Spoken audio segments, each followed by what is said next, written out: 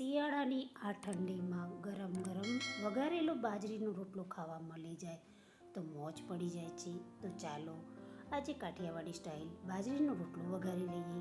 રોટલો વઘારવા માટે સૌપ્રથમ બાજરીનો રોટલો લઈ લઈશું અને તેને ભાંગી તેના ટુકડા કરી લઈશું.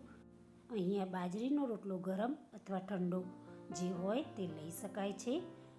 રોટલો વઘારવા માટે કડાઈમાં તેલ ગરમ કરવા મૂકી દઈશું. તેમાં જીરું, રાઈ અને હિંગનો વઘાર કરી લઈશું. તેમાં આદુ મરચાંની પેસ્ટ ઉમેરી સાતળી લઈશું. હવે તેમાં ઝીણી સમારેલી ડુંગળી ઉમેરી તેને પણ થોડી વાર માટે સાતળી લઈશું. તેમાં સ્વાદ અનુસાર થોડું મીઠું મિલાવી લઈશું. ડુંગળી બરોબર સતળી જાય ત્યારે તેમાં લસણવાળું લાલ મરચું મિલાવી લઈશું અને તેને થોડી વાર માટે સાતળી લઈશું. તેમાં ઝીણા સમારેલા ટામેટાં ઉમેરી બરોબર હલાવી થોડી વાર માટે સાતળી લઈશું. હવે તેમાં હાથેથી મસળી અજમો ઉમેરી લઈશું.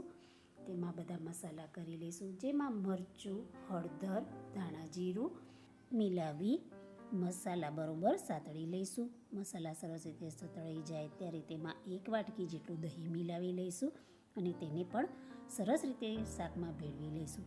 તેમાં ભાંગેલો બાજરીનો રોટલો ઉમેરી લઈશું અને સરસ રીતે ભેળવી લઈશું.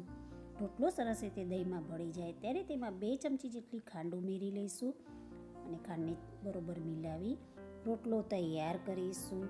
હવે તેની ઉપર લીલા ધાણા અને લીલું લસણ ભભરાવી લઈશું.